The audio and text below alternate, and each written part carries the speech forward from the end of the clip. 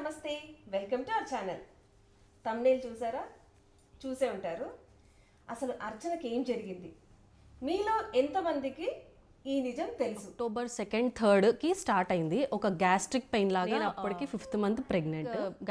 Gynaec doctor వచ్చి నన్ను check చేసే టైంకే ఆటోమేటిక్గా అదంతలో అదే బేబీ అనేది అబార్ట్ అయిపోయింది. బాడీ వెనక పార్ట్లో మొత్తం అన్ని పార్ట్స్లలో పస్ రీచ్ అయిపోయింది. 80% 20% కేసులో మీరు అర్చనని తీసుకొచ్చారు. హెల్త్ని కాపాడుకోవడం ఎంత ఇంపార్టెంటో హెల్త్ ఇన్సూరెన్స్ తీసుకోవడం కూడా అంతే ఇంపార్టెంట్. అపోలో మాత్రమే 40 lakhs బిల్లు, మళ్ళీ బయట 20 lakhs.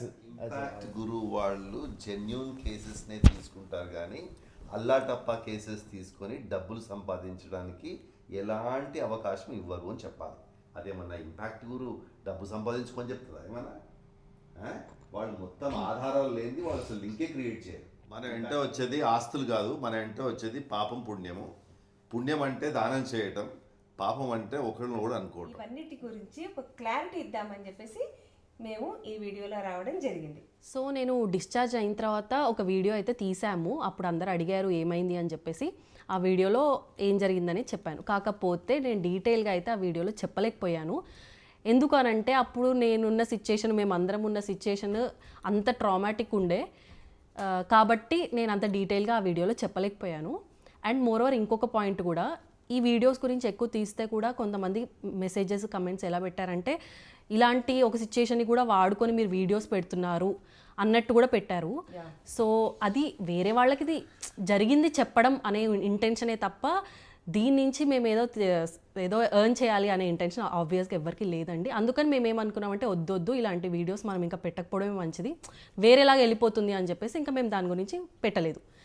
బట్ ఇప్పుడు మళ్ళీ ఎందుకు పెడుతున్నాము అని అంటే, ఎందుకో మాకు ఎలా అనిపించిందంటే ఈ సిచ్యుయేషన్ ఎవరికి రావద్దు, మనం చెప్తే అవేర్నెస్ వస్తుంది, జాగ్రత్త పడతారేమో, మన వల్ల ఎవరికైనా హెల్ప్ అవుతుందేమో అని ఒక ఇంటెన్షన్ తోటి ఈ వీడియో అయితే తీస్తున్నాము. దీని గురించి ఆలోచించి యాక్చువల్గా 1 year నుంచి మేము అనుకుంటూనే ఉన్నాం, అర్చన నీకు తెలిసినవన్నీ, నీవు ఎక్స్పీరియన్స్ చేసిన అన్నీ కూడా మనము ఒక వీడియో చేసి చెప్పడం వల్ల చాలామంది ముందు జాగ్రత్తగా కొన్ని పాటిస్తారు అనేది నేను అంటూనే ఉన్నాను. కానీ ఇదే ఇంకా ట్రామాలో ఉండి కానెత్తయ్య అని చెప్పి వస్తూ ఉంది అనమాట. సో ఇన్నాళ్ళకి టైం వచ్చింది కాబట్టి ఇవన్నీ కూడా మీతో షేర్ చేసుకుంటుంది. ఎస్, అయితే ఆల్రెడీ నేను లాస్ట్ వీడియోలో మీరు చూసిన వాళ్ళు ఎవరైనా ఉంటే, నాకు ఇనీషియల్గా ఇది అక్టోబర్ 2, 3కి స్టార్ట్ అయింది. ఒక గ్యాస్ట్రిక్ పెయిన్ లాగా ఎర్లీ మార్నింగ్ నాకు పెయిన్ స్టార్ట్ అయింది. అయితే గ్యాస్ట్రిక్ పెయిన్ అని అనుకున్నాము, ఓకే. కానీ ఇంకొక విషయం నేను యాడ్ చేయాల్సింది ఉందండి. అదేంటంటే నేను అప్పటికి 5th మంత్ ప్రెగ్నెంట్. సో అప్పుడు నేను చెప్పలేకపోయాను ఎవరికి. కానీ ఇప్పుడు ఎస్పెషల్లీ ప్రెగ్నెంట్ ఉమెన్కి యూజ్ అవుతుంది అని చెప్తున్నాను. సో అప్పుడు నేను 5th మంత్ ప్రెగ్నెంట్ ఉండే. గ్యాస్ట్రిక్ పెయిన్లా వస్తే ప్రెగ్నెన్సీలో అసిడిటీ అవన్నీ కామన్ కదా అని అనుకున్నాము. వామిటింగ్ అయింది 2 times. కానీ ఎందుకో డౌట్ వచ్చి నేను యూజువల్గా వెళ్ళే గైనిక్ దగ్గరికి వెళ్ళాను. వెళ్ళిన తర్వాత ఆ రోజు వాళ్ళు ఏదైనా ఫుడ్ పాయిజన్ అయిందేమో లేకపోతే అసిడిటీ అయిందేమో అని చెప్పి అనుకొని దానికి తగ్గ ట్రీట్మెంట్ ఇచ్చారు ఈవినింగ్ వరకు. బట్ వామిటింగ్స్ అయితే కంటిన్యూస్గా అవుతూనే ఉన్నాయి. ఈవినింగ్ వరకు కూడా అలాగే ఉండే. సరే ఇంటికి వెళ్ళండి చూడండి అని చెప్పారు. ఇంటికి డిశ్చార్జ్ అయ్యి వచ్చాము ఆ రోజు. మళ్ళీ ఇంకా సిచ్యుయేషన్ అదే, వామిటింగ్స్ అనేది ఆగట్లేదు, ఆ గ్యాస్ట్రిక్ పెయిన్ అనేది కూడా తగ్గలేదు. బట్ అందరూ ఏమనుకుంటారు, ప్రెగ్నెన్సీ వల్ల అనుకుంటూ అది కంటిన్యూ అయింది. వామిటింగ్స్ జనరల్ కదా, ప్రెగ్నెన్సీలో వామిటింగ్స్ అనేది కామన్. సో మేము కూడా అలాగే అనుకున్నారు. అల్ట్రాసౌండ్ చేశారు, తర్వాత బేబీ హార్ట్ బీట్ బాగుంది అన్నారు, అంతా బాగుంది అన్నారు, ఏం అబ్నార్మాలిటీ కనిపించట్లేదు అని అనేసరికి మేము కూడా ఓకే ప్రెగ్నెన్సీ వల్లనే అవుతుందేమో అని అనుకున్నాము.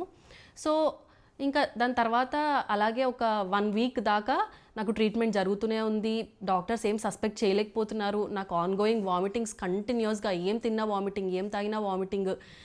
ఎట్లా అంటే ఒక ప్రయోగం లాగా అయిపోయింది. ఎసిడిటీ అని చెప్పేసి ఎసిడిటీకి ట్రీట్మెంట్ చేశారు. అట్లా ఎవ్రీడే ఐవీస్ ఎక్కుతూనే ఉన్నాయి అసిడిటీకి సంబంధించినవి, వామిటింగ్స్ కంట్రోల్ అవ్వడానికి. అలా ఆల్మోస్ట్ ఒక 1 week 10 days వరకు కూడా నాకు అదే ట్రీట్మెంట్ జరుగుతుంది. కొంచెం బెటర్ అనిపించి మళ్ళీ డిశ్చార్జ్ అయ్యి ఇంటికి వచ్చాము మళ్ళీ హాస్పిటల్ నుంచి. ఇంటికి రాగానే ఆ రోజు ఆల్మోస్ట్ నైట్ 102, 103 ఫీవర్. అసలు ఏం జరుగుతుందో అర్థం కావట్లేదు మాకు. డే 1 నుంచి డాక్టర్స్ దగ్గర తిరుగుతూనే ఉన్నాము, ప్రెగ్నెన్సీ వామిటింగ్స్ అంటున్నారు. ఇంత ఎఫెక్ట్ ఎందుకు ఉంది అసలు మన మీద అని మాకు అర్థం కాలేదు. మళ్ళీ గైనిక్ దగ్గరికి వెళ్ళినప్పుడు వాళ్ళకి అర్థం కాక ఏమన్నారంటే, మీరు ఒక ఫిజిషియన్ దగ్గరికి వెళ్ళండి, మల్టీ స్పెషాలిటీ హాస్పిటల్కి వెళ్ళండి, మేబీ వాళ్ళు ఏమైనా మీకు కరెక్ట్ ట్రీట్మెంట్ ఇస్తారేమో అని చెప్పేసి సజెస్ట్ చేశారు. సజెస్ట్ చేసిన తర్వాత మల్టీ స్పెషాలిటీ హాస్పిటల్కి వెళ్ళిన తర్వాత డే 1 వాళ్ళు ఇచ్చిన ట్రీట్మెంట్కి కొంచెం వామిటింగ్స్ తగ్గాయి. ఇంకా మేము ఓకే పాజిటివ్గా అనుకున్నాం. ఓకే అక్కడ కూడా ఎవ్రీడే అల్ట్రాసౌండ్ చేస్తున్నారు, చెక్ చేస్తున్నారు, బేబీ హార్ట్ బీట్ వింటున్నారు. మాకు అదొకటే ధైర్యం, ఓకే వీళ్ళైతే స్కాన్ చేస్తున్నారు, బాగుంది అంటున్నారు అంతా అని చెప్పి నేను అన్నీ బేర్ చేసుకుంటూ వచ్చా. అప్పటి వరకు ఆల్మోస్ట్ 10-12 డేస్ అయింది అనుకుంటా అప్పటికి. సో ఆ రోజు ఒక మార్నింగ్ సడన్గా నాకు చాలా డిస్కంఫర్ట్ అవుతుంది అనమాట స్టమక్లో. నాకేం అర్థం కావట్లేదు. సడన్గా తొందరగా గైనకాలజిస్ట్ని పిలుస్తారా, చాలా డిస్కంఫర్ట్ అనిపిస్తుంది, క్రాంప్స్ లాగా వస్తున్నాయి అని చెప్పాను. సో వాళ్ళు నన్ను గైనకాలజిస్ట్ దగ్గర మూవ్ చేసే లోపే నాకు మిస్క్యారేజ్ అయిందనమాట. గైనిక్ డాక్టర్ వచ్చి నన్ను చెక్ చేసే టైంకే ఆటోమేటిక్గా అదంతలదే బేబీ అనేది అబార్ట్ అయిపోయింది. అసలు అప్పుడు నేను మా హస్బెండ్ ఇద్దరమే ఉండే హాస్పిటల్లో ఆ టైంకి. ఏమీ అర్థం కాని సిచ్యుయేషను. అప్పుడప్పుడే కొంచెం బెటర్ అవుతున్నాను, బాగుంది నా హెల్త్ అని అనుకున్న రోజు ఇలా మాకు అనుకోని ఒక పెద్ద ఇన్సిడెంట్ జరిగింది. సో చాలా ఒక పెయిన్ఫుల్ సిచ్యువేషన్ ఇది. మా వదిన చూసారు కదా, చాలా ఎమోషనల్ అయిపోయింది. సో ఇదే రీజన్ ఈ 1 year నుంచి మేము ఇది చెప్పకపోవడానికి కారణం కూడా. ఎందుకంటే మా వదిన శ్రీత తర్వాత మా వదినకు ఒక బాయ్ ఉండాలని ఉండింది. సో అవార్డ్ అయిన తర్వాత డాక్టర్ ఉండి, సారీ అండి ఇట్ వాజ్ ఎ బాయ్, కానీ మేము ఏం చేయలేని పరిస్థితి అన్నారు. సో ఎంటైర్ ఫ్యామిలీనే షాక్. మేము ఎంత షాక్లో ఉన్నామనేది it's fine, but as a parents వాళ్ళు అది ఐ డోంట్ నో ఎలా తీసుకున్న సిచ్యువేషను. She's the strongest woman. అసలు నిజంగా చెప్పాలంటే మా అన్న కానీ ఆ రోజు ఫోన్ చేసి ఇట్లా అయిందంట అని చెప్పేసరికి he was very much strong. అరే శ్రీకాంత్ హాస్పిటల్ వచ్చారా, కొంచెం బ్లడ్ అవి కావాలంట, మొత్తం బ్లడ్ లేదు, ప్లేట్లెట్స్ పడిపోయినాయి, మొత్తం అంతా కూడా ఇట్లా అయిపోయింది అని అంటే అసలు మాకు అర్థం కాదు సిచ్యువేషన్ ఏంటి, సిచ్యువేషన్ ఏమైంది అసలు. ఆ రోజు మార్నింగే దసరా నెక్స్ట్ డే అండి. ఇది దసరా ఫెస్టివల్ రోజు టెంపుల్కి వెళ్ళి బొట్టు తీసుకొని వదిన దగ్గరికి వెళ్తే, శ్రీకాంత్ నాకు బాగుందంట శ్రీకాంత్, డాక్టర్ చెప్పిండ్రు మనం ఇంటికి వెళ్ళిపోదాము, బేబీ హెల్త్ చాలా బాగుందంట అని చెప్పింది. చాలా నవ్వుకుంటూ ఫేస్ ఆ రోజు మార్నింగ్. మేమందరం ఇంటికి వచ్చాం, హాస్పిటల్లో ప్లేస్ లేదు. సాయంత్రం మా అన్న నుంచి ఫోన్ వచ్చింది, ఇట్లా జరిగిందిరా అని చెప్పేసి. సో ఇట్ వాజ్ అసలు చెప్తూ ఉన్న సిచ్యువేషన్ ఆలోచిస్తుంటేనే మాకే అసలు ఎంతలో ఉండే. సో అబార్ట్ అయిపోయింది. ఇంకా బ్లడ్ గురించి చాలా తిరిగాము, బ్లడ్ లాస్ చాలా అయింది. సో అది అయిపోయింది. కోర్స్ ఇంకా అందరం బాధపడుతున్నాం, అయిపోయింది. ప్రాబ్లం అదేనేమో, ఇంకా అయిపోయింది. సరే అట్లీస్ట్ మనిషి ముఖ్యం మనకి, కళ్ళ ముందు కనపడుతున్న మనిషి అని చెప్పేసి ఇంకా పక్కన పెట్టేసి నేను చాలా హ్యాపీగా ఓకే అర్చన ఉంది, షీఈస్ డూయింగ్ గుడ్ అని డాక్టర్ చెప్పింది. అదే అనుకున్నాం. అది ఫస్ట్ మనకు పెద్ద ప్రాణం ముఖ్యం అంతే. సో దానివల్ల మళ్ళీ పాయిజన్ అయ్యి లోపలంతా కూడా ఇన్ఫెక్షన్ అయ్యి ఎక్కడి కూడా ఒకటి అవుతుందని చెప్పేసి ఉద్దేశంతో కొంచెం తమాయించుకున్నాము. దీన్ని కూడా ధైర్యం చెప్పినాం, పోన్లే నాన్న పోన్లే. నెక్స్ట్ డే కడుపంతా గట్టిగా ఉండడము, అలాగే ఉబ్బిపోయి ఉండడము అర్థం కాలేదు. వాళ్ళ నుండి అలా ఉంటుంది 1-2 days అబార్ట్ అయింది కదా అన్నారు. 1 day అయిపోయింది, 2 days అయిపోయింది, 3 days అయిపోయింది. అది మాత్రం అంతే ఉంది.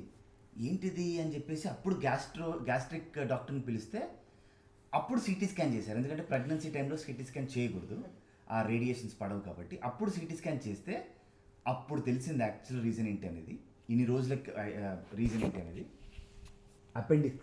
అపెండిసైటిస్ తనకి వచ్చింది day 1. అది కనిపెట్టలేకపోయారు ఎవరు, బికాజ్ ఆఫ్ ద సిచ్యువేషన్. అంటే తనున్న ప్రెగ్నెన్సీ సిచ్యువేషన్ వల్ల అది కనపడలేదు. అది 13 days తర్వాత ఐడెంటిఫై చేసరికి అది ఏ స్టేట్లో ఉంది అని అంటే, ఆ అపెండిసైటిస్ మొత్తం బర్స్ట్ అయిపోయి బాడీ వెనక పార్ట్లో మొత్తం అన్ని పార్ట్స్లలో పస్ రీచ్ అయిపోయింది. సో అది ఆ సిచ్యువేషన్. అది కూడా మాకు అసలు డేంజరస్ లాగా అనిపించింది. ఎందుకంటే మాకు తెలియదు, మేము డాక్టర్స్ కాదు, అది ఎంత డేంజరస్ అనేది కూడా తెలియదు, దాని అంచనా కూడా వేసుకోలేకపోయాను. కానీ ఒకటి తెలుసు మనకి, అపెండిక్స్ ఎప్పుడైతే బర్స్ట్ అవుతుందో, బర్స్ట్ కావడం అనేది చాలా డేంజర్ అని తెలుసు. కానీ ఆ రోజు వరకు కూడా మనకి అపెండిక్స్ అని తెలియదు, అది బర్స్ట్ అయిన సంగతి కూడా తెలియదు. అది వర్స్ట్ అయిందని డాక్టర్స్ చెప్పిన తర్వాత టెన్షన్ స్టార్ట్ అయింది. యా సో అపెండిక్స్ బర్స్ట్ అయిపోయింది, మొత్తం బాడీలో అన్ని పార్ట్స్లోకి వెళ్ళిపోయింది పస్ అని చెప్పేశారు. ఏంటి నెక్స్ట్ అని అంటే పైప్ పెట్టి దాన్ని పస్ని బయటికి తీయాలి ఫస్ట్, అది ప్రిలిమినరీ ట్రీట్మెంట్. అంతేగాని అపెండిక్స్ని ట్రీట్ చేయడం అనేది దట్ కమ్స్ లేటర్ అని చెప్పారు. ఇప్పుడు అపెండిక్స్ని తీయడం కాదు, ఇప్పుడు మనం పస్ని బయటికి తీయాలి అంటే ఓకే. ఇంకా అప్పుడు ఇక పైప్స్ ఒక పైప్ పెట్టడము, ఆ పైప్ నుంచి మొత్తం పస్ తీయడము. ఆల్మోస్ట్ డే 1 7 లీటర్స్ దాకా పస్ వచ్చినట్టుంది.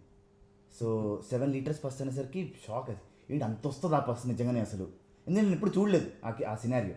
సో 7 లీటర్స్ పస్ వచ్చిందంటే ఓకే ఫైన్, పస్ పోతుంది అనుకున్నాం. పోతుంది కానీ తనకి ఆన్గోయింగ్ ప్రాబ్లమ్స్ ఇంకా అలాగే ఉంటున్నాయి. నడుము నొప్పి అని, సరిగ్గా మాట్లాడలేకపోవడము, ఇవన్నీ అలాగే ఉంటుంది. ఆయాసం వస్తుంది. ఏంటి అసలు ఇంకా తగ్గట్లేదు ఏంటి అని అంటే అప్పుడు మళ్ళీ స్కాన్స్ తీస్తే అరే ఇది అక్కడ మాత్రమే కాదు ఇంకా వేరే పార్ట్స్లలో కూడా వెళ్ళిపోయింది, లంగ్స్ దగ్గర ఉంది ఇప్పుడు అన్నారు. లంగ్స్ దగ్గర ఉంది అని అంటే ట్రీట్ చేయండి అని అంటే మా దగ్గర ఎక్స్పర్టీస్ లేదు. లంగ్స్ దగ్గర తీయడాన్ని దాన్ని ఐసీడీ అంటారు. ఐసీడీ పెట్టి దాన్ని బయటికి తీయాలి, కాబట్టి మా దగ్గర ఎక్స్పర్టీస్ లేదు, మీరు సూపర్ స్పెషాలిటీ హాస్పిటల్కి వెళ్ళిపోవాలి అని చెప్పారు. థొరాస్కోపిక్ సర్జన్ మాత్రమే చేయగలడు. థొరాసిక్ సర్జన్ మాత్రమే చేయగలుగుతారు, మా దగ్గర లేరు వాళ్ళు, మీరు అపోలోకి వెళ్ళిపోయింది అని చెప్తే మేము రాత్రికి రాత్రి అపోలోకి వెళ్ళిపోయాము. అపోలో కూడా ఇట్ వాజ్ అవర్ సజెషన్ కదా, మనం అపోలోకి వెళ్దాము అని. సెకండ్ ఒపీనియన్ తీసుకుందామా అనే ఆలోచన లోపల అప్పుడు అపోలో సూపర్ స్పెషాలిటీ అనగానే జూబ్లీస్ అపోలో ఉంది కదా అటు వెళ్దాం అని చెప్పేసి సో అపోలోకి వెళ్ళిపోయాము. రాత్రికి రాత్రే అర్చన కండిషన్ చూసి ఒకటే విషయం చెప్పారు మాకు, మమ్మల్ని పిలుచుకొని. అంటే పొద్దున మార్నింగ్ కాబట్టి ఇంకా అమ్మ వాళ్ళు రాలేదు, నేను ఒక్కడనే ఉన్నాను అపోలోలో. రాలేదా మీ పేరెంట్స్ అన్నారు. వస్తున్నారు సార్ అన్నారు. వాళ్ళు వచ్చాక మాట్లాడదామన్నారు.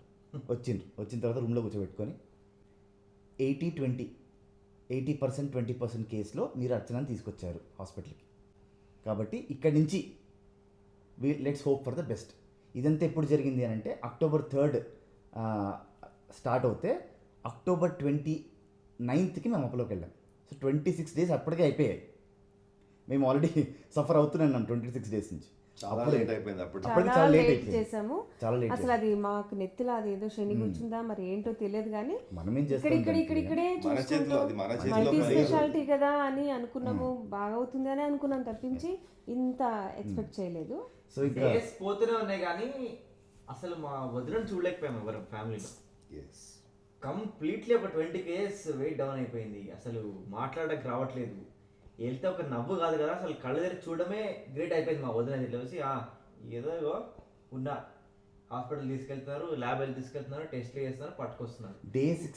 డే 16th రోజు పస్ రావడం స్టార్ట్ అవుతే డే 29th ఉంది కదా, ఆ రోజు వరకు పస్ వస్తున్నది. రోజుకి 1 లీటర్ అసలు ఎక్కడి నుంచి వస్తుంది బస్సు ఏంటి మాకే ఆశ్చర్యం, మాకు కాదు డాక్టర్స్ కూడా వాళ్ళకే అంతు చిక్కలేదు అనమాట ఈ కేసు.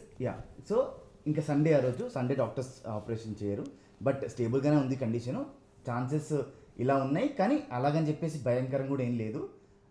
నెక్స్ట్ డే ఆపరేషన్ చేసినా ఏం కాదు అని నెక్స్ట్ డే థొరాసిక్ సర్జన్ వచ్చి ఆపరేషన్ థియేటర్కి వెళ్ళి ఒక లంగ్స్ దగ్గర ఐసీడీ పైప్ పెట్టి మాకు ఎక్స్ప్లెయిన్ చేశారు. బయట ఇలా ఒక పైప్ పెట్టి మేము బయటికి తీస్తాము అక్కడ ఉన్న పస్ని, తీయగానే అయిపోతుంది అని గ్యారంటీ ఇవ్వలేము, ఇంకా ఆపరేషన్ చేసేటప్పుడు కొన్ని రిస్కీ ఫ్యాక్టర్స్ కూడా చెప్తారు కదా, అవన్నీ చెప్పేసరికి అప్పటికే మాకు చాలా ఇదైపోయేసరికి మాకు కొంచెం ఆ భయాలన్నీ పోయినాయి. ఆ రిస్కీ పేగులు తీసి బయట పెడతాము ఏమన్నా అవుతే ఇలాంటివన్నీ చెప్తున్నారు మాకు. మేము లైట్ తీసుకున్నాం ఎందుకంటే ఆల్రెడీ మస్తు సార్లు చెప్పారు వేరే హాస్పిటల్స్. సరే అని చెప్పి బయటకు వచ్చినాం. రూపంలో ఆపరేషన్ థియేటర్ అవుతుంది, మేము అందరికీ బయట తర్జన అసలు ఏంటి టెన్షన్ తిరుగుతున్నాం. సడన్గా వచ్చారు, డబ్బులు కట్టాలండి మీరు కిందికి వెళ్ళి రిసెప్షన్లో అని చెప్పారు. వెళ్ళి చూస్తే అప్పటికే 2 daysకే 3 lakhs అయ్యింది. దాని ముందు వరకు ఈ 2 days అపోలోలో 3 lakhs, ఈ 20 days లో మోర్ దాన్ 20 lakhs అయిపోయింది. ఇన్సూరెన్స్, మా అన్నకున్న ఇన్సూరెన్స్, హెల్త్ ఇన్సూరెన్స్ అనేది డ్రైన్ అవుట్ అయిపోయింది. అది అసలు అప్పుడు తెలిసింది ఇక్కడ ముఖ్యంగా ఒక పాయింట్ మల్టీ స్పెషాలిటీ హాస్పిటల్లో 7th or 8th డేకి అయిపోయింది.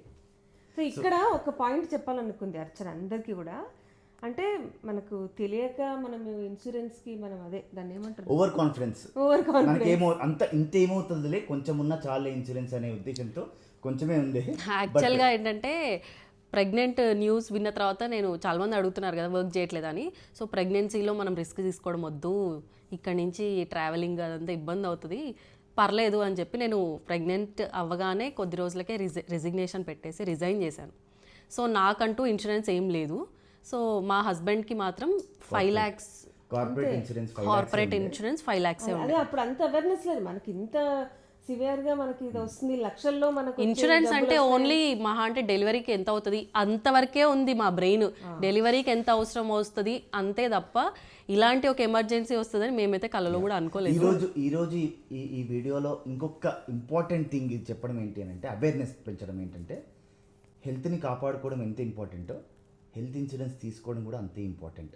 మేము పర్సనల్గా ఎక్స్పీరియన్స్ చేసాము. మంచి కవరేజ్ అట్లీస్ట్ ఒక 30 to 40 lakhs కవరేజ్ ఉండేలాగా చూసుకుంటే మనం చాలా బేఫికర్ ఉండొచ్చు. దీని నెగటివిటీ ఏం లేదు, తీసుకుంటే ఏదో అవుతుందని కాదు, కానీ తీసుకొని పెట్టుకోవడం అనేది చాలా ఇంపార్టెంట్. ముందు జాగ్రత్త. ఇవన్నీ ఎందుకు చెప్తున్నాము అని అంటే, చాలా సఫర్ అయ్యాము. సో లోపల ఆపరేషన్ అవుతుంది, బయట టెన్షన్ పడుతున్నాము, డబ్బులు కట్టమన్నారు, మా దగ్గర ఉన్నవంతా కట్టేసాము అప్పటికైతే. ఇంకా మేము ఆలోచిస్తున్నాం ఇదంతా నడుసు అంటే ఏదో ప్లాన్ చేసినట్టు, దేవుడు ఏదో స్క్రిప్ట్ రాసినట్టే ఉండే. వచ్చారు ఫ్లోర్ కోఆర్డినేటర్స్ వచ్చి, మేడం మీరు మాకు తెలుసు ఏంటి ఇక్కడ అసలు స్టోరీ నేను చెప్తా. దానికంటే ముందు డాక్టర్స్ ఏమన్నారంటే, మీరు రిసెప్షన్కి వెళ్ళి బిల్ పేమెంట్ చేయండి అంటే వెళ్తే 3 lakhs ఉంది అన్నారు కదా. దాని తర్వాత డాక్టర్స్ని అడిగాం క్యాజువల్గా, సార్ ఈ 3 lakhs అంటే పే చేసాము, కానీ అంటే ఎంత అవుతుండొచ్చు, అసలు ఎన్ని డేస్ పడుతుంది క్యూర్ అవ్వడానికి ఏంటి అంటే, డాక్టర్స్ ఒకటే మాట, ఎన్ని డేస్ పడుతుంది అనేది మా చేతిలో లేదు. సో ఎంత ఖర్చు అవుతుంది అంటే మాకు తెలియదు. ఇప్పుడు ఎంత అయిందో మీకు చాలా అయిపోయింది కదా, దానికి 2 times అవ్వచ్చు, 3 times అవ్వచ్చు, అసలు 10 times అవ్వచ్చు. బీ ప్రిపేర్డ్ అంటే మామూలు ఏదో 5 lakh 10 lakhs కాదు, పెద్ద అమౌంట్కి ప్రిపేర్ అవ్వండి అన్నారు. అప్పుడు స్టార్ట్ అయింది మన ఆలోచన. ఎగ్జాక్ట్లీ. మేము బయట కూర్చొని క్యాంటీన్లో హోటల్లో కూర్చొని ఆలోచిస్తున్నాం. పైన ఆ క్యాంటీన్లో రోజు అర్చన వాళ్ళ అమ్మ నాన్న ఉన్నారు, నేను మిసెస్ శ్రీకాంత్ వీళ్ళంతా ఉన్నారు. చందేమో అక్కడ ఆపరేషన్ థియేటర్ దగ్గర నిలబడుకుని ఉన్నాడు.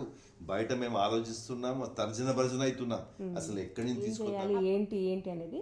అయితే ఒక గ్రూప్, ఒక అమ్మాయిలు అనమాట, ఒక 5-6 members అమ్మాయిలు ఉన్నారు.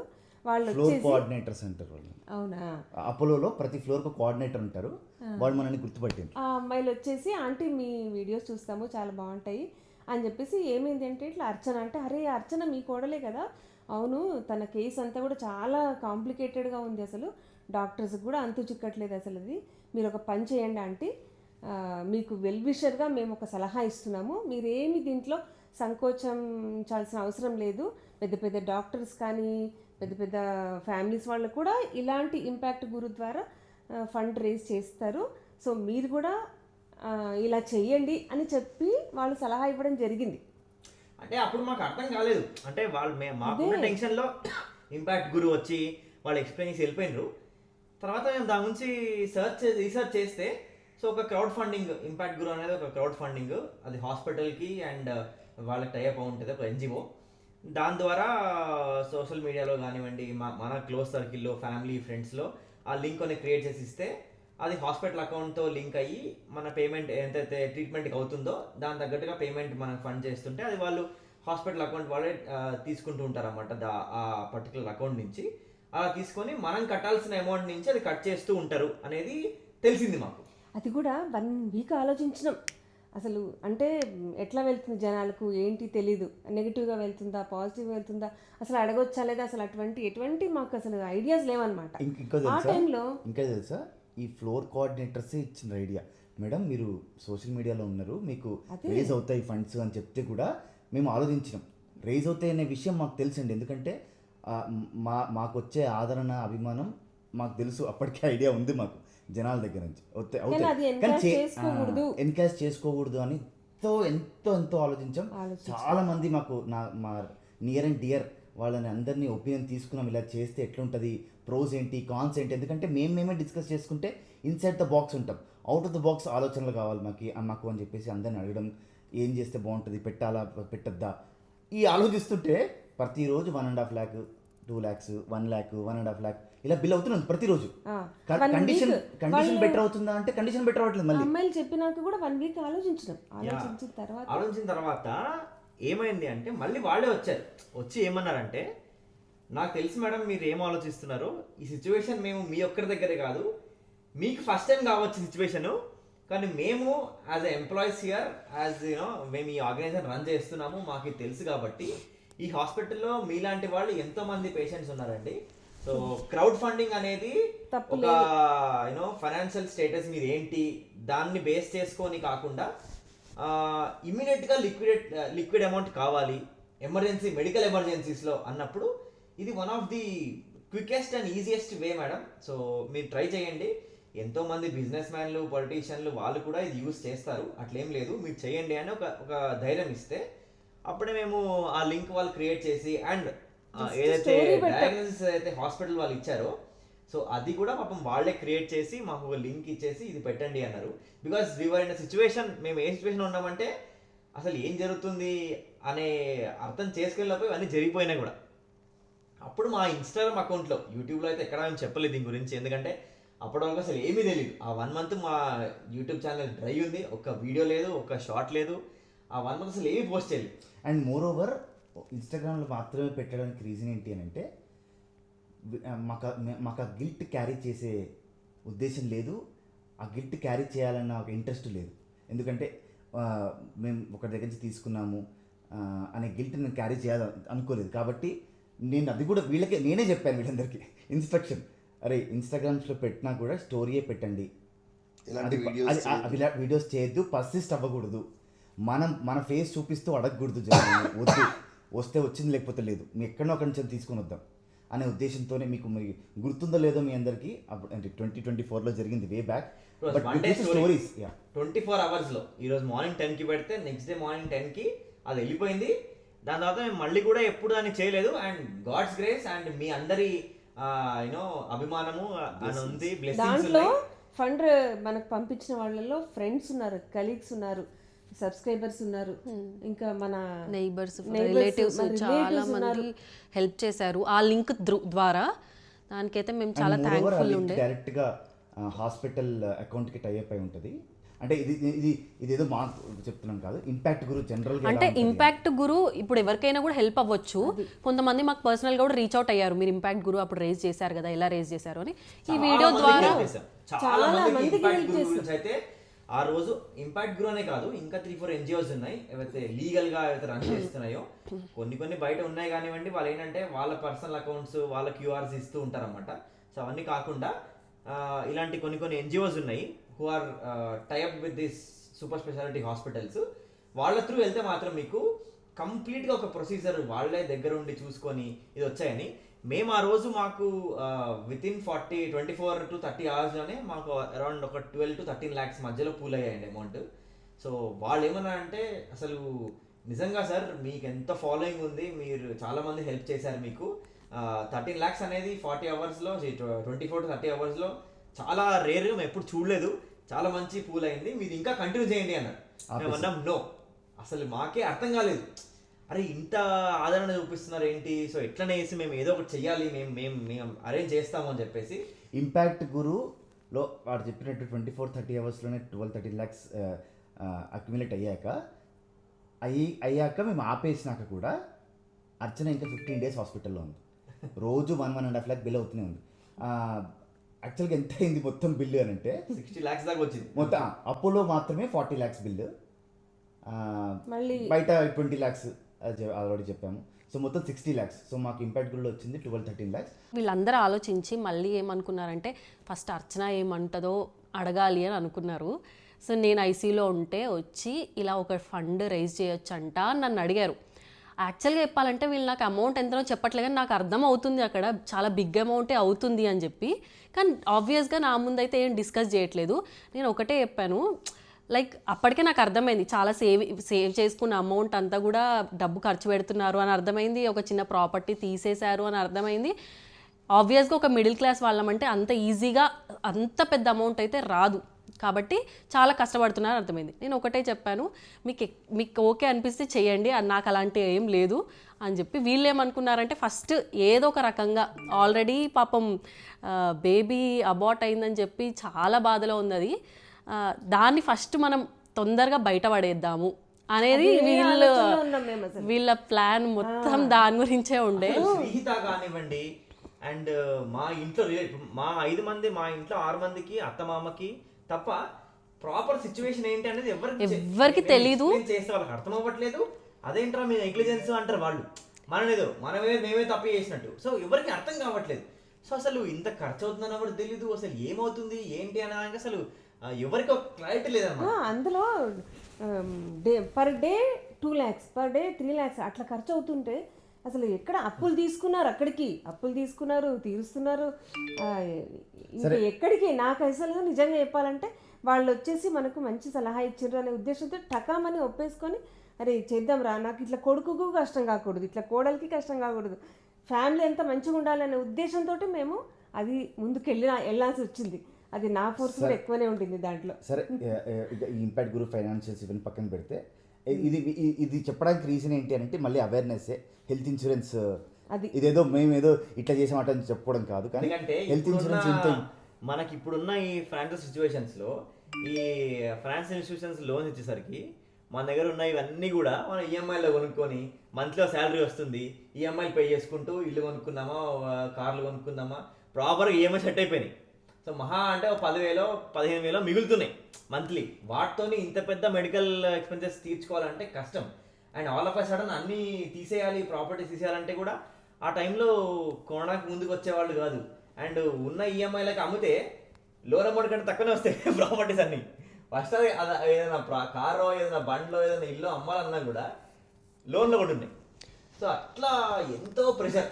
కాబట్టి అందరూ హెల్త్ ఇన్సూరెన్స్ తప్పక తీసుకోండి, మంచి కవరేజ్ తీసుకోండి. ఎందుకంటే ఎక్స్పెన్సెస్ చాలా ఎక్కువైపోయాయి, మెడికల్ ఎక్స్పెన్సెస్. ఇన్ఫ్లేషన్ బయట 6% 7% అంటారు, కానీ మెడికల్ ఇన్ఫ్లేషన్ 10 to 15% ఉంటుంది. సో ఎవ్రీ ఇయర్ 10 to 15% పెరుగుతుంది. కాబట్టి ఇన్సూరెన్స్ తప్పకుండా తీసుకోండి. మేము ఇగ్నోర్ చేసినట్టుగా మీరు ఇగ్నోర్ చేయకండి. అది మా ఉద్దేశం చెప్పడానికి, అంతేగాని ఇవి ఇంకేదో మా గురించి చెప్పుకోవడానికి కాదు. ప్రెగ్నెన్సీలో అపెండిక్స్ రావడం వల్ల నాకు ఇంత పెద్ద ఇబ్బంది జరిగింది. అది చాలా రేర్ అంట. అసలు ఇలాంటి ఒక సిచ్యుయేషన్ ఏమంటారు ఇంకా అలా వచ్చేసింది. బట్ ఎవ్వరికి ఇలాంటి ఒక సిచ్యుయేషన్ రావద్దు, ఏ ఫ్యామిలీ కూడా ఇలాంటి ఒక బాధని ఫేస్ చేయొద్దు అనేదే మా మెయిన్ ఇంటెన్షన్. చెప్పాను కదా గిల్ట్. సో అప్పటికే ఆ 12-13 lakhsకి నాకు గిల్ట్ చాలా పెరిగిపోయింది. ఆ గిల్ట్ క్యారీ చేస్తున్నాను కాబట్టి నేను ఈ గిల్ట్ తొందరగా పెట్టుకోవాలంటే ఏం చేయాలి అంటే నేను మళ్ళీ నాకు చేతనే డొనేట్ చేయాలి అని అప్పటి నుంచి అదొకటి. సెకండ్ థింగ్ ఏంటి అంటే డొనేట్ చేయడం వల్ల ఒకరికి ఎంత హెల్ప్ అవుతుంది అని పర్సనల్గా చేసిన నేను ఆ సిచ్యువేషన్లో ఎంత హెల్ప్ అవుతుంది అనేది. ఓకే ఫైన్, డొనేట్ చేస్తే అంత హెల్ప్ అవుతుందా, అయితే మనము డొనేట్ చేయాలి అని నేను హాస్పిటల్ ఎవరైతే నాకు హెల్ప్ చేశారో, సజెషన్స్ ఇచ్చారో వాళ్ళకి నేను రెగ్యులర్ టచ్లో ఉండి, ఎందుకంటే జెన్యూన్ కేసెస్ వాళ్ళు ఎవరు ఎంత బాధపడుతున్నారో అని చెప్పి అడిగి అరే వీళ్ళకి డొనేట్ చేస్తే వాళ్ళు చాలా హ్యాపీ ఫీల్ అవుతారు అనే ఉద్దేశంతో వాళ్ళకి ఫోన్ చేసి ఎవ్రీ మంత్ ఎవరు ఇప్పుడు ఏదైనా కేసు ఉందా, నేను కొంచెం అమౌంట్ ఇవ్వాలనుకుంటున్నా, నాకు ఎంత ఆ మంత్కి ఎంత మిగిలితే అంత, నా దగ్గర ఎంత ఉంటే అంత 10,000 20,000 అలా నేను డొనేట్ చేయడం స్టార్ట్ చేశాను అనమాట. ఇది నేను లైఫ్ లాంగ్ కంటిన్యూ చేస్తా. గిల్ట్ లైఫ్ లాంగ్ ఉంటుందా అంటే ఉండకపోవచ్చేమో, కానీ ఇంపార్టెంట్ థింగ్ ఏంటి అంటే ఒకరికి హెల్ప్ అవుతుంది. నాకు హెల్ప్ అయింది, నాకు తెలుసు అది ఎంత మంచి ఫీలింగో, ఇంకొకరికి కూడా హెల్ప్ అవ్వాలి, అదే ఫీలింగ్ వాళ్ళకి రావాలి అనే ఉద్దేశంతో నేను డొనేట్ చేయడం స్టార్ట్ చేశాను. నేనే కాదు మా వాళ్ళందరూ కూడా ఇది ఎక్స్పీరియన్స్ చేశారు. కాబట్టి ఎప్పుడు ఛాన్స్ దొరికితే అప్పుడు, ఎక్కడ ఒక కేసు వస్తే చాలు, ఒక జెన్యూన్ కేసు కానీ డొనేట్ మేము ఇదే చెప్తాం, నువ్వు చేసి హెల్ప్ చేసామని మాత్రం చెప్పుకోవద్దు. ఎప్పుడైనా సరే దానం గుప్తంగానే ఉంచాలి అని చెప్తాను. ఇప్పుడు ఇక్కడ ఉన్న వాళ్ళ మేము కూడా ఎప్పుడు డిస్కస్ చేయము ఎవరు ఎంత డొనేట్ చేస్తున్నాము ఏంటి, ఎందుకంటే మనం కూడా డిస్కస్ చేయొద్దు, ఎవరికి ఎంత చేతనైతే అంత డొనేట్ చేసేయాలి అని ఒక్కటి అనుకున్నాము. ఇంకొకటి రుణానుబంధం కూడా ఉంటుంది మనకు. పూర్వజన్మలో ఎవరైతే రుణం ఉంటారో ఏదో ఒక రూపకంగా వాళ్ళ నుంచి మనం రుణాన్ని అనేది ఇచ్చిపుచ్చుకోవడం అనేది జరుగుతుంది. ఇది మాత్రం ఖచ్చితంగా రాసి పెట్టుకోండి. డొనేట్ చేసిన వాళ్ళందరూ కూడా వాళ్ళకి ఏదో ఒక టైంలో ఖచ్చితంగా మంచి జరుగుతుంది. చూసేవాళ్ళు ఉన్నారు బయట పైన ఎవరు ఏంటి అనేది. ఖచ్చితంగా దేవుడు వాళ్ళకి హెల్ప్ చేస్తాడు, అది మాత్రం మేము. కాబట్టి ఇది కూడా నేను చెప్పాలనుకుంటున్న జనాలకి, మీకు తోచినంత, మీకు ఎప్పుడు వీలవుతే అప్పుడు, మీకు ఏదైనా జెన్యూన్ కేసు కనిపిస్తే కనుక మీ దగ్గర ఎంత మీ శక్తికి తగ్గట్టుగా ఎంత ఉంటే అంత మీరు డొనేట్ చేస్తూ ఉండండి. ఖచ్చితంగా నీడ్లో ఉన్న వాళ్ళకి చాలా హెల్ప్ అవుతుంది. నేను పర్సనల్గా ఎక్స్పీరియన్స్ చేశాను కాబట్టి చెప్తున్నాను. బట్ అది పక్కన పెడితే ఇంకా అవ్వలేదు, ఇంకా చాలా హాస్పిటలైజేషన్ మిగిలి ఉంది. తర్వాత అక్కడ నుంచి అపోకోస్ రీహాబ్కి వెళ్ళాము. ఎందుకంటే హాస్పిటల్ బిల్ చాలా ఎక్కువైపోతుంది. హాస్పిటల్ వాళ్ళు సజెస్ట్ చేశారు, ఓకే మీరు రీహాబ్కి వెళ్ళండి, సో దట్ హాస్పిటల్ పక్కనే ఉంటుంది, ఒకవేళ సడన్గా ఏమైనా ఎమర్జెన్సీ వచ్చినా ఎంబడే హాస్పిటల్కి రావచ్చు, మేమందరం అవైలబుల్ ఉంటాం డాక్టర్స్ని. అంటే ఇదేదో బాగుంది, సరే కొంచెమన్నా మనకి ఈ ఫైనాన్స్ దాని నుంచి ఉపశమనం కలుగుతుందని చెప్పేసి రీహాబ్కి వెళ్ళాము. వెళ్ళిన 4-5 డేస్కే మళ్ళీ పిలిపించారు, ఇంకా కొంచెం స్టేబుల్ అవుతుంది, ఇప్పుడు యాక్చువల్ ప్రాబ్లమ్ ట్రీట్ చేద్దాం. నిజంగా అపోలోలో మాత్రం కనిపించే దేవుళ్ళమ్మ వాళ్ళందరైతే డాక్టర్స్ మాత్రం అబ్బా ఎంత కేర్ తీసుకున్నారంటే నిజంగా కనిపించే దేవుళ్ళే అక్కడ హాస్పిటల్లో. కానీ ఈ మధ్యలో మీకు చాలా జరిగాయి. జస్ట్ అబ్డమన్లో ఒక పైపు, లంగ్స్ దగ్గర ఒక పైప్ పెట్టి పస్ తీయడం కాదు, బాడీలో ఆల్మోస్ట్ 4-5 ప్లేసెస్లో పైప్స్ పెట్టి పస్ తీస్తూ ఉన్నారు అప్పటికి. four, 5 surgeries. 4 surgeries, 5 throughout 2 months ఒక 5 సర్జరీస్ జరిగాయి. 5 surgeries. అన్ని డిఫరెంట్ పార్ట్స్ దగ్గర నుంచి పస్ తీయడం చేశారనమాట. ఇంకా పస్ ఆగిపోతుంది మెల్లగా అనుకున్నప్పుడు యాక్చువల్ ప్రాబ్లమ్ని, రూట్ కాజ్ని ట్రీట్ చేద్దామని చెప్పేసి మళ్ళీ హాస్పిటల్కి పిలిచి అపెండిక్స్ని బయటికి తీద్దామని చెప్పేసి, అది కూడా రిస్కీ అన్నారు, చాలా అగ్రెసివ్ డెసిషన్ అది. ఆ టైంకి 1 month తర్వాత చేద్దామన్నారు, కానీ కొంతమంది డాక్టర్స్ లేదు చేసేద్దాము, అది ఫస్ట్ కంటిన్యూ అవుతుంది కాబట్టి వద్దు ఇప్పుడే అన్నారు. కానీ it was an aggressive decision. But ఏమో ఆ టైంలో మేము చాలా ధైర్యంగా తీసేసుకున్నాము, మాకు తెలియదు ఎందుకు తీసుకున్నాము. ఎందుకంటే అర్చన అంటే మా వదిన ఆల్మోస్ట్ అండి అప్పుడు December 1st అనుకుంటా, October 3rd నుంచి December 1st almost 60 days she was going through a lot. మా వదిన చెప్పిందంటే ఏదో ఒకటి చేయండి కానీ చేసేయండి, నన్ను తీసుకొస్తారో పంపిస్తారో ఇంకా నాకు తెలియదు ఇంకా అని మాట్లాడేసరికి నేనైతే అటు డాక్టర్స్ని ఇటు మా ఫ్యామిలీ వాళ్ళని అందరినీ ఫస్ట్ వీళ్ళకి ఏం తెలుసో తెలియట్లేదు, కానీ నాకు ఏం జరుగుతుంది డాక్టర్స్తో వీళ్ళతో ఇంక ఇదే నాకేం జరుగుతుంది, ఏదో ఒకటి దీన్ని క్లియర్ చెయ్యరా, ఇంకా నేను ఎన్ని రోజులు ఉండాలి. ఇంకొక రోజు అయితే మా మామయ్యకి ఫోన్ చేశా, ఇంకా నేను మా మామయ్యకి ఫోన్ చేసి ఎవరిని అడగాలో కూడా అర్థం కాకుండా మా మామయ్యకి ఫోన్ చేసి, మామయ్య మీరనే చెప్పండి మామయ్య ఫస్ట్ నన్ను ఎప్పుడు బయటకు తీసుకొస్తారు అని చెప్పి, అట్లా అంతా నేను ఒక ట్రామాలో ఉన్నా అనమాట, నన్ను బయటికి తీసుకురండి అని చెప్పి. దాన్ని శ్రీతని విడిచిపెట్టి అన్ని రోజులు ఉండడం అనేది అది పెద్ద గాడ్ గిఫ్ట్ వరం, మాకు దొరికిన వరం శ్రీహిత. అసలు ఇన్ని రోజులు పేరెంట్స్ని వదిలిపెట్టి ఉండడం అనేది it's not an easy thing. తను చాలా బాధపడింది లోపల. ఆ విషయం మాకు తర్వాత తెలిసింది డిశ్చార్జ్ అయ్యాక. అర్చనను వదిలిపెట్టలేదు ఆల్మోస్ట్. అది మేము హాస్పిటల్కి వెళ్తున్నామంటే ఒక రకమైన భయం వస్తుంది శ్రీతకి. ఇప్పుడు ఎందుకు వెళ్తున్నారు మళ్ళీ అంటే, లేదు జస్ట్ చెకప్ అంటే, ఓ అవునా ఓకే అంత. కానీ ఆ 2 months ఎప్పుడు కూడా మా దగ్గర బయట శ్రీహిత పెట్టలేదు. ఎందుకంటే ఎంతో మెచ్యూర్డ్గా ఎవ్రీ డే అమ్మకు ఫోన్ చేసిండ్రా, కనుక్కుని ఎట్లుందో, మంచిగానే ఉందా, చాలు నాని రెడీ చేయి నేను స్కూల్కి వెళ్ళింది, నువ్వు రెడీ చేయని నేను స్కూల్కి వెళ్తా, బాబాయ్ నన్ను రోజు స్కూల్కి తీసుకెళ్తే. చాలా బాధ అనిపించేది రా శ్రీతను చూస్తే అసలు బాబాయ్ భరించలేకపోయినా. కొన్ని రోజులు అమ్మమ్మ వాళ్ళ ఇంట్లో, కొన్ని రోజులు నా అమ్మ దగ్గర, అలా అమ్మమ్మ కూడా ఇక్కడ మొత్తం బ్యాన్ అయిపోయింది తల్లి. అసలు చెప్పాలంటే అక్కడ మా అత్త, మా వదిన వాళ్ళ హాస్పిటల్లో ఇక్కడ మా అన్నయ్య ఎప్పుడు ఫోన్, మా అన్నయ్య ఏం చెప్తాడంటే నాకు ఎంత బాధ వేసేదంటే, ఒక 1 weekలో ఎప్పుడు ఫుడ్ సరిగ్గా తినకపోయేది. మా అమ్మ ఫోన్ చేసి, అరే ఈరోజు రారా తినడానికి ఇంటికి, కనీసం జూబ్లీస్లో నుంచి వనస్థలిపురం రావాలంటే టైం పడుతుందమ్మా, వెంటనే ఫోన్ చేస్తారేమో అంటే, ఇప్పుడు ఏం ఫోన్ చేయట్లేదు కదరా, ఒకసారి రా ఇంటికి తిందురా, ఒక పూటన తిను, మంచిగా తిను ఒక పూట నా అని అంటే, ఆ రోజు వస్తుండే సగం తింటుంటేనే ఫోన్ వచ్చేది ఎక్కడన్నారని చెప్పి, అట్లా మళ్ళీ జూబ్లీస్.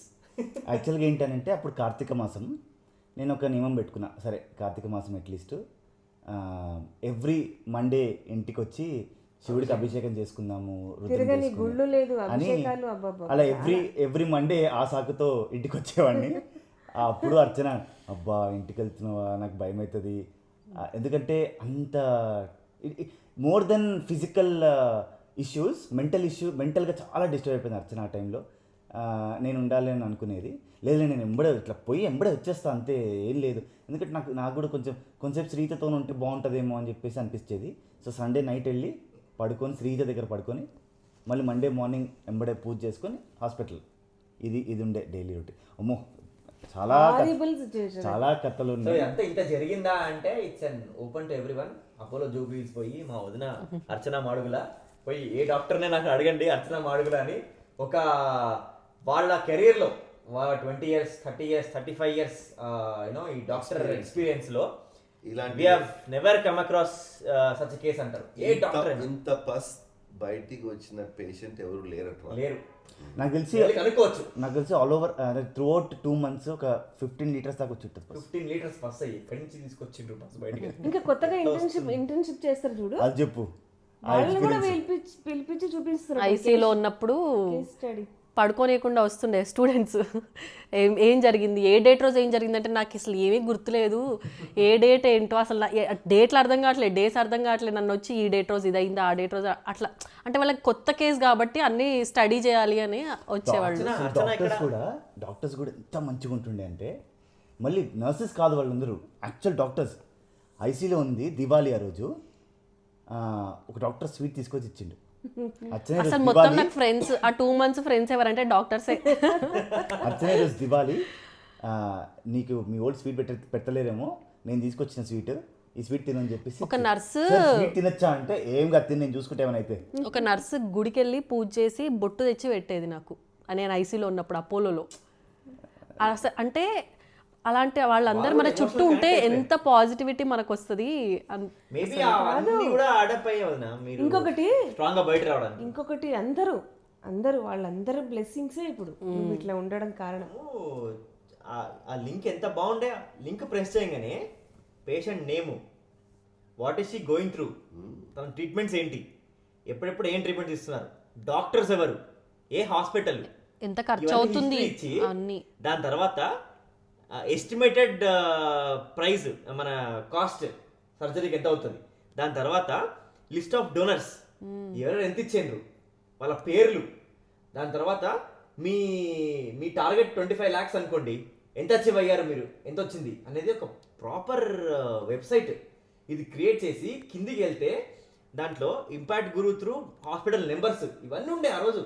సో దాంట్లో చూసి మేము నిజంగా చాలామంది అన్నోన్ వాళ్ళండి, కొంతమంది దాంట్లో ఒక 10-20% వాళ్ళు నేను చూసినా they are not our subscribers. అసలు మనం ఎవరో కూడా తెలియదు వాళ్ళకి.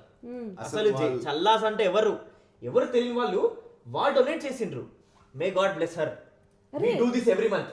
మా అన్న చెప్పినట్టు మానవ సేవే మాధవ సేవ అనుకునే వాళ్ళు చాలా మంది ఉంటారు నాన్న. యా, సో మా ఫ్యామిలీకి ఎట్లయితే దీని తర్వాత అవేర్నెస్ వచ్చిందో, ఇలాంటి వాళ్ళకి నీడీ పీపుల్ వాళ్ళకి హెల్ప్ చేయాలి, నా స్థాయికి ఎంత వీలైతే అంత నేను చేస్తా అని మా అన్న చెప్పిండో, అట్లా వాళ్ళకి కూడా ఏదో జరిగిందేమో అనుకున్నాం మేము.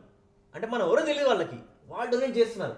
యూఎస్ నుంచి ఆ రోజు రైట్ మాకు నోటిఫికేషన్ వస్తే మేము ఓపెన్ చేసి చూస్తే యూఎస్ నుంచి $1,000 $1,200 అట్లా పంపించిండ్రు.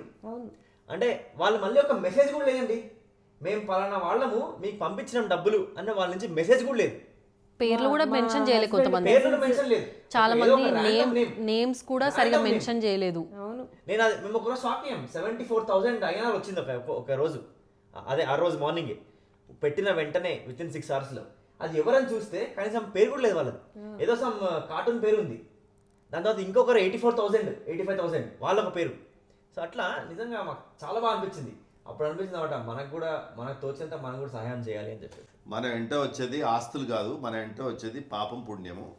పుణ్యం అంటే దానం చేయటం, పాపం అంటే ఒకరిని కూడా అనుకోవటం కదా. కాబట్టి పుణ్యం చేద్దాము.